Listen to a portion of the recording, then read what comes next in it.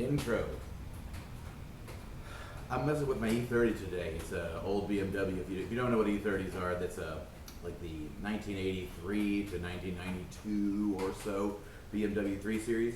I have supercharged this one, and people have expressed wanting to see it in a little more detail, and I'm going to be messing with it today, so I figured why not just film it. So that's what we'll be doing today. It should be weird, you know, like usual, so there you go.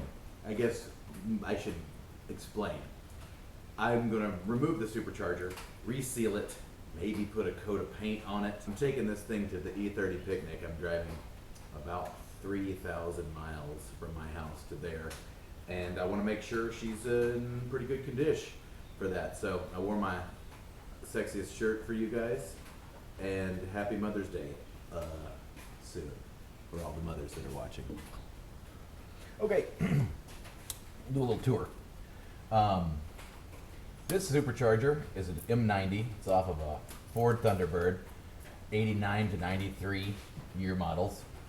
I picked it because it was easy to be able to mount on something flat, which is what I knew I was going to end up with. The air intake on this BMW is all completely gone, and the intake manifold I have cut off with a table saw and then welded this box in place. I just got a big sheet of 1/4-inch aluminum, had a TIG welder weld this box after I figured out what would fit. Got a big hole right there. This whole thing bolts on to the box. This plate bolts onto the bottom of the supercharger, and that's how that works. This is a bypass valve from a supercharged Mini. Whenever I let off on the gas and this throttle plate closes, this feels vacuum, and it opens this valve, which allows air to just circulate round and round.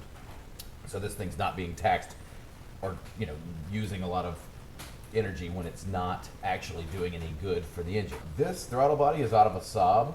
I don't remember what kind of Saab it was. This intake temperature sensor is out of a Volkswagen. I just ordered it off the internet because it was cheap and it fit the kind of plugs that I had, the Motronic or Bosch style plugs. Cruise control works because that's how I am. I just kind of need some of the stuff I need all that stuff to still work.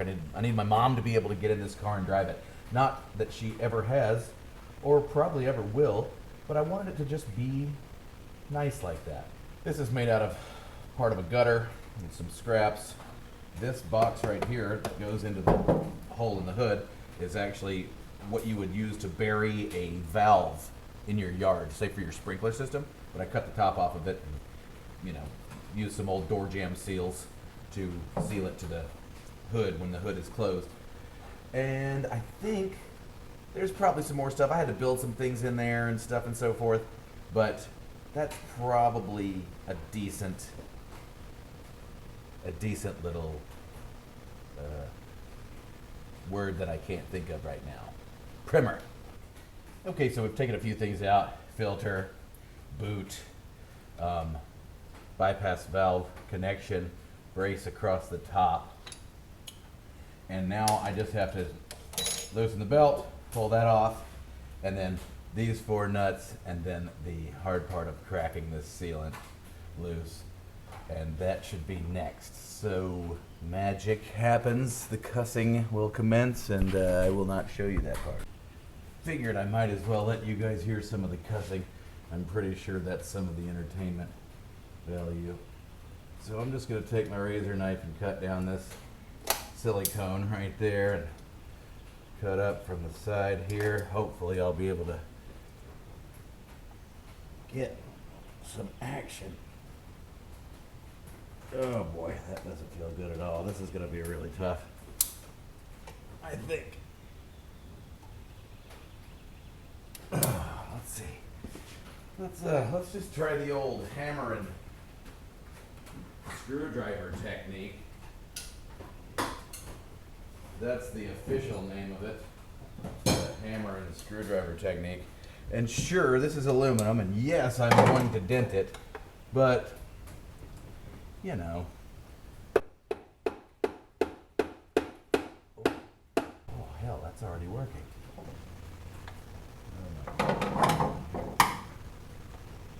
But I think the silicone will fill in. Whoops-a-daisy, any dents that I create, I'm sure. Oh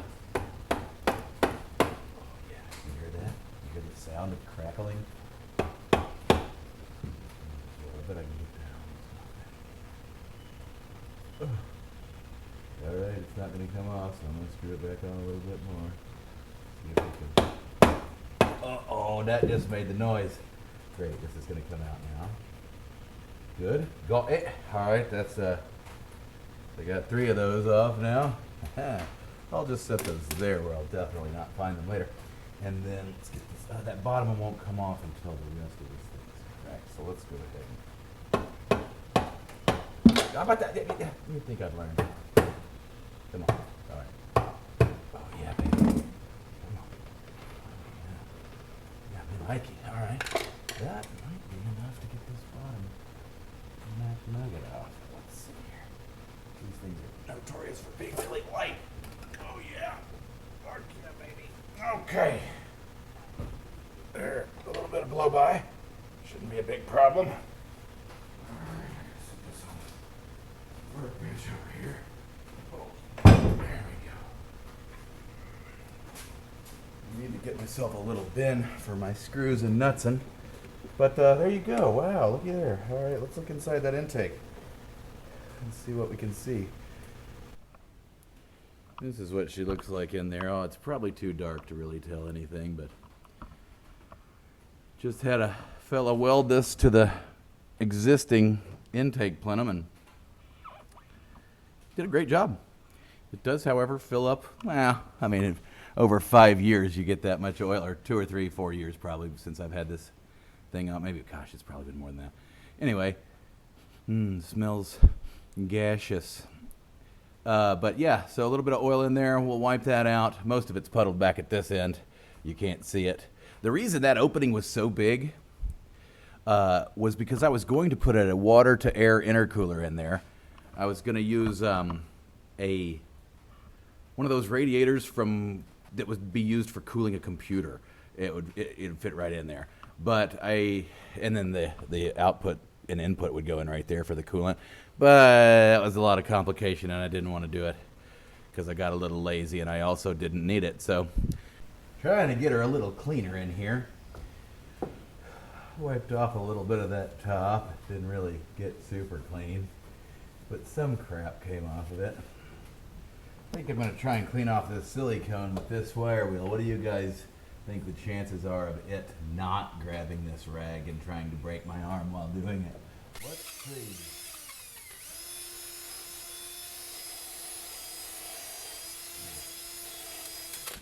There went one of those nuts. Hope I can find another one of those. Maybe I should remove those first, huh? I'm a quick learner. Quick learner.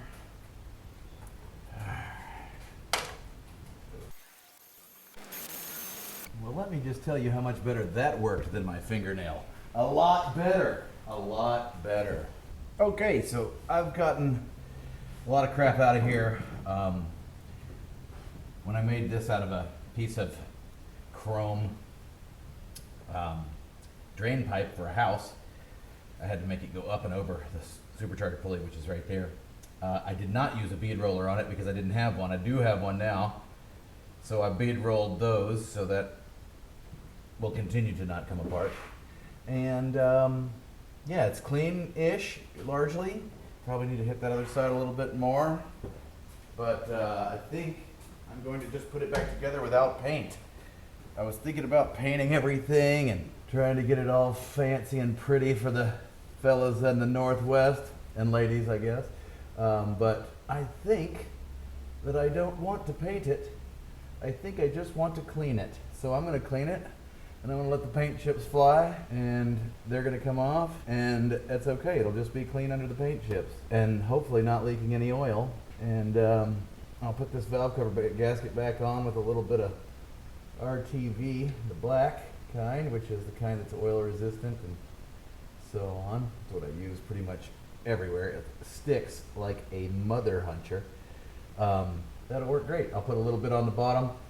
I'll squish it down on top of this, put the gasket on top of this, push it down nice and snug, and then just let it dry. That stuff requires like fully 24 hours, I think, to dry, so you can't get in a hurry when you do this.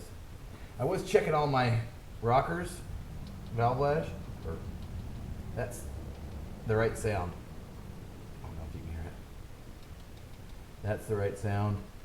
That's the right sound. That one's pushed. That one's right, but this one, hear how loud it is? I gotta adjust it. It's a little loose for some reason. You can just tell. That one feels right. That one's loose. Anyway, there you go. All right, let's adjust this valve. I've got my church clothes on.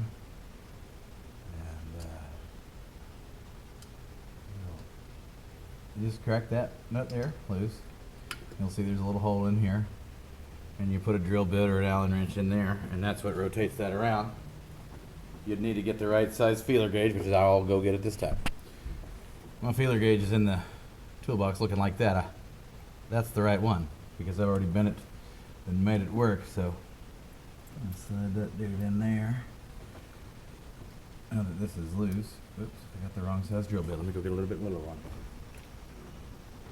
And as you rotate this around, you can see how that's going up and down. So, hopefully, it doesn't need to be down more than that.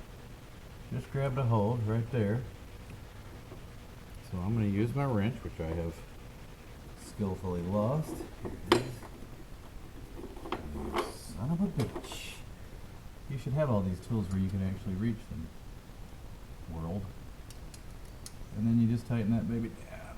Oh, but not more than you should. And you make sure that slides out of there gently. And then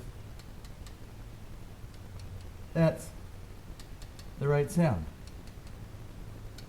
It's actually still slightly loud, but it doesn't feel like it's moving more than the other. So that one's fixed. I'm gonna leave the rest of them alone. They're probably fine. I only did it because I noticed it. So there you go. That's how you adjust a valve. Oh yeah, make sure that the lobe is pointing down on whatever valve you're adjusting. Yeah, that is all.